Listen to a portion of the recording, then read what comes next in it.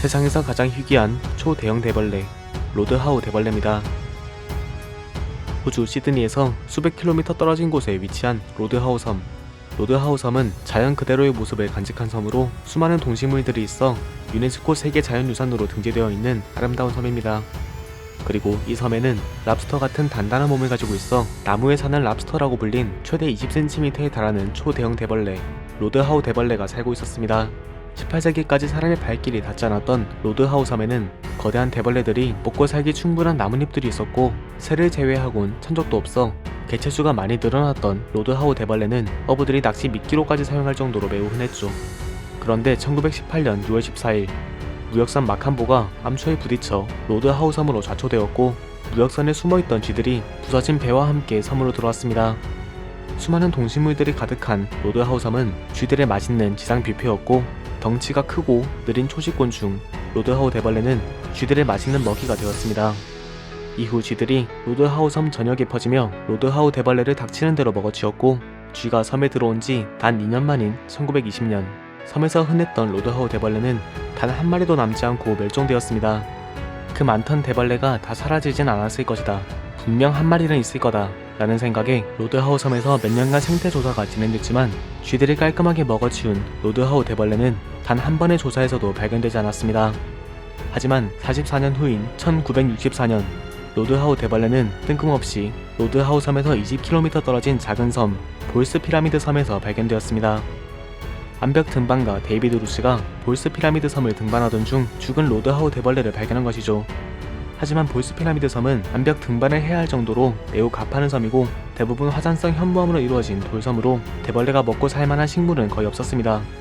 사실상 대벌레가 살 수 없는 섬에서 죽은 대벌레가 발견되자 당시 곤충학자들은 의아해했지만, 5년 뒤인 1969년 죽은 대벌레 3마리가 추가로 발견되면서 살아있는 대벌레가 있을 수도 있겠다는 희망이 생겨났습니다. 그리고 2001년 2월 호주의 과학자 데이비드 프리델과 닉 칼리를 포함한 5명의 전문가들이 살아있는 로드하우 대벌레를 찾기 위한 탐사를 나서게 됩니다. 야행성으로 알려진 대벌레를 찾기에 앞서 낮에 120m의 가파른 경사면을 오르내리며 대벌레가 있을 만한 서식지를 찾아다녔고, 해발 65m 위 가파른 경사면에 있는 멜라루카 식물 아래의 흙을 체에 걸러가며 조사한 결과 로드하우 대벌레의 배설물로 추정되는 물질을 발견해냈습니다.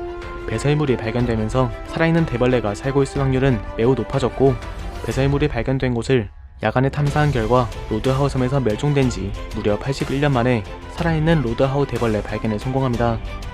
이때 탐험대원 닉 칼릴은 쥐라기 시대의 곤충을 보는 것 같다 라고 말하기도 했습니다. 이렇게 살아있는 대벌레 존재가 확인되자 1년 뒤인 2002년 3월 2차 탐사가 진행되었고, 24마리의 로드하우 대벌레를 추가로 발견했습니다. 그런데 왜 로드하우 섬이 아닌 수십 킬로미터 떨어진 작은 섬에서 대벌레가 다시 발견된 걸까요? 알이나 성충대벌레가 파도에 떠밀려 갔을 것이다, 어부들이 미끼로 사용하다가 섬에 버려졌을 것이다 등등 여러가지 추측들이 있었지만, 가장 유력한 추측은 새와 관련이 있었습니다. 대벌레가 다시 발견된 볼스 피라미드 섬 정상에는 새들의 둥지가 있었습니다. 그리고 둥지를 만들기 위해서는 나뭇가지가 필요하죠. 하지만 작은 바위섬에 사는 새들은 나뭇가지를 얻기 어려웠습니다. 그래서 새들은 나뭇가지를 얻기 위해 수십 킬로미터가 떨어진 로드하우 섬까지 날아다녔죠. 나뭇가지가 필요한 새들의 입장에서 두꺼운 나뭇가지처럼 생긴 죽은 거대한 대벌레는 둥지를 짓기 위한 최적의 재료로 보였고, 새들은 둥지를 만들기 위한 재료로 사용하기 위해 대벌레를 로드하우 섬에서 볼스 피라미드 섬까지 수십 킬로미터를 날아서 옮겼습니다. 이렇게 강제로 옮겨진 대벌레 중 살아있던 대벌레나 죽은 대벌레 속 살아있던 아이들이 부화해서 볼스 피라미드 섬에 정착을 하게 되었다는 추측이죠. 가장 가능성이 높았던 이 추측은 1969년 발견된 죽은 대벌레가 섬 정상에 있는 새 둥지 속에서 발견된 점과 맞물려 사실상 기정사실화되었습니다. 이렇게 먹을 게 거의 없는 바위섬에 강제로 옮겨져 수십 년간 힘들게 버텨온 대벌레가 2001년과 2002년 탐사에서 발견되면서 대벌레의 진짜 멸종을 막기 위한 증식 프로젝트가 시작되었습니다.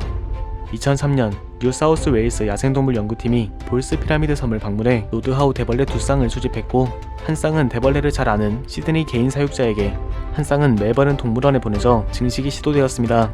하지만 개인 사육자에게 보내진 대벌레는 2주 만에 죽게 되면서 실패했고, 멜버른 동물원에서는 아담과 이브라는 애칭을 얻으며 공들여 증식을 시도했지만 이브가 병에 걸려 상태가 매우 좋지 않아 프로젝트가 실패로 끝나나 싶었지만, 연구팀이 칼슘과 과즙이 포함된 혼합물을 만들어 한 방울씩 이브에게 먹이며 한 달간 밤낮으로 노력한 결과 결국 이브를 살려냈고 알도 낳으면서 실패로 끝날 뻔했던 증식 프로젝트는 성공적으로 진행되었습니다. 로드하우 섬에서 많은 개체수가 있었던 것처럼 번식력이 좋고 볼스 피라미드 섬의 척박한 환경에서도 오랜 기간 생존했던 것처럼 생존력이 좋은 로드하우 대벌레는 안정적인 환경에서 연구팀의 노력과 함께 빠른 속도로 개체수를 늘려갔고 3년 뒤인 2006년에는 50마리의 대벌레와 수천 개의 알, 2년 후 2008년에는 무려 700마리의 대벌레와 11,376개의 알, 그리고 2012년 4월에는 무려 1000마리의 성충과 9000마리의 애벌레, 2만 개의 알이 매우 성공적으로 증식되면서 로드하우 대벌레는 야생으로 돌아갈 준비를 마쳤습니다.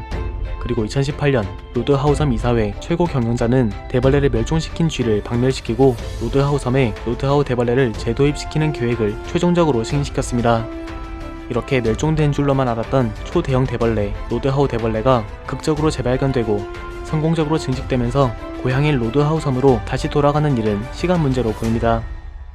그럼 세상에서 가장 희귀했던 곤충 로드하우 대벌레의 이야기였습니다. 감사합니다.